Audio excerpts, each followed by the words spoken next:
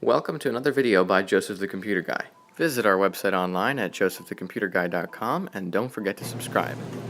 Today we're looking at a BlackBerry PlayBook at our local Corpus Christi Best Buy.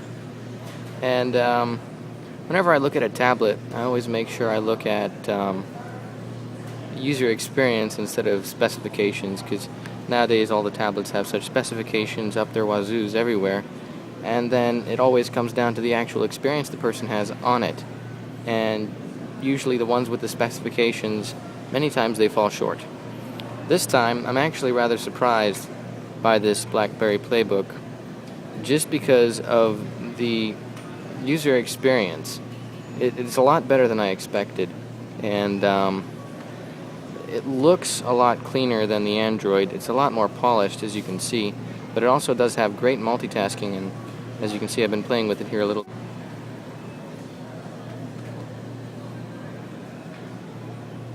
It's cool because if you see on the sides where the actual bezel is, it has this touch-sensitive area. So if I literally swipe down from the top, it'll pull down the top bar, which right now this is really, even though it's a small screen, it's actually a pretty crisp-looking screen. And then if I drag from the bottom, it pulls up all the other windows. I'll just go over here. Here's the video. And I'm actually surprised at how well it handles Flash Player, even 720p video, in its browser, which is actually amazing. And then I can go out of full screen by swiping down. I can go to the next app by touching the left side and swiping this way. So it is really intuitive, kind of the things that you'd find or want to find on an iPad, if I could be completely honest here. Good transitions. It's got great intuitiveness. I mean, the things that you expect it to do, it does. And then it's got the camera over here. It's got the power button, which is actually an interesting thing though, because you have to literally hold it down. It's not a press button, it's a kind of a long hold, and it's a little interesting, but still it's a good form factor. It's comfortable in the hands.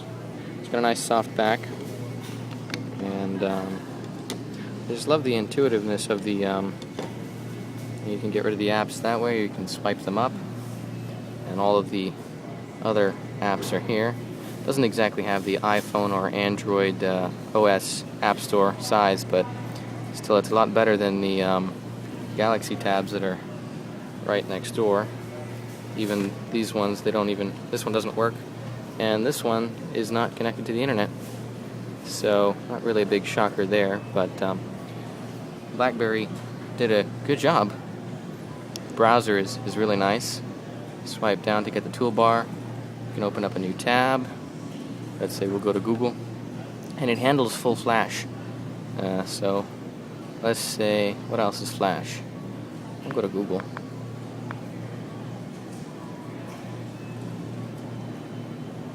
Come on. Here we go.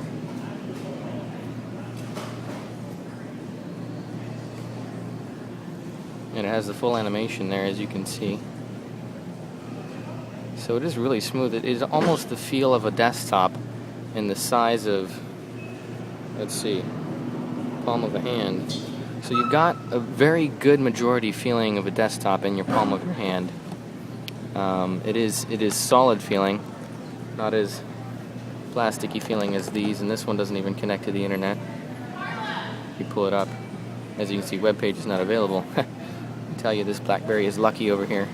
So let's pull down. You can change tabs, and it's really fast. It's cool. You've got the history over here. You can see the history, today, history. Pull back down, go to favorites, and your favorites and bookmarks are over here. And then you can change your options, content permissions. It's got good responsiveness. So let's go back to here. Great layout.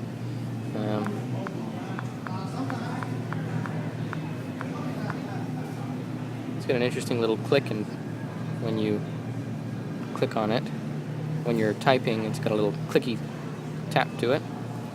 And the browser is relatively fast, especially since it's pulling up desktop content on something that's 7 inches. That's just almost, I mean, especially when you compare it to an Android, it's just unheard of. We're pulling up full content here, and then, you know, the Motorola Xoom 10-incher can't even pull out Flash 10.2 without a few updates and then things like that. And we'll just take a look while it's loading. You've got the camera on the back. You've got the charging port, if you can see it. Kind of hard to focus into. And the USB. And along with the charger, as you can see, is plugged in. This is a 32 gig model. Volume buttons are on the top. As you can see, it's now upside down because you hold it upside down and it will correct itself, just like the iPad orientation. So you could get dizzy while you're doing it, and yet have fun while you're playing around with it. So, back to Armor Games. Let's see if there's something Flash that we can play quickly.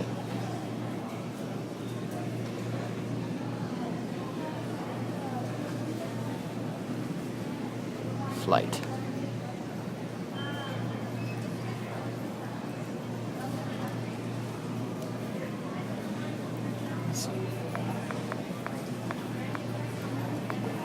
Remember, there was an old castle game by Armor Games, and trying to remember what it was. Crush the Castle. There we go. And this worked on the desktop pretty good, but I've never seen it actually work on a mobile device, especially on an iPad or an iPhone. But it's kind of a cool thing because you can see that some of the advertisements are blocked by the Best Buy firewall. Best Buy's got a good idea on that one. So I just double tapped it and it pulled it into full screen. So we're looking at Flash, full Flash, and it's pretty smooth. A little bit of, you know, stutteriness, but coming from, you know, about 1 gigahertz dual core here and a little PlayBook, that's pretty ridiculously good. I mean, it's expected to see some, you know, a little bit of glitchiness, but seriously. So it is pretty glitchy, but still, we're looking at full Flash. I mean, of all things, Flash. The one thing that makes the CPU on my computer freak out when it sees it. So it's pretty glitchy, but it is expected. You can change the menu and then, of course, drag down to come out of full screen, and you can close the browser. Pull down again, close that. And so now you've got full Flash video. Double tap and push play.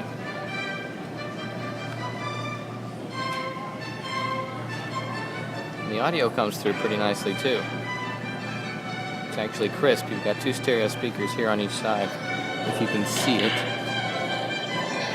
It's hard to kind of see.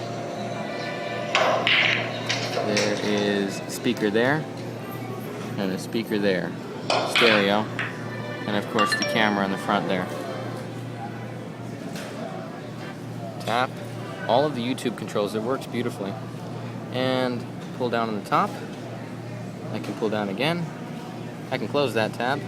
Ooh, oh no, wait, I want to come back to that. You go to history, and it's all here. So you can go tap on it and brings it right back up. And then I can just get rid of that.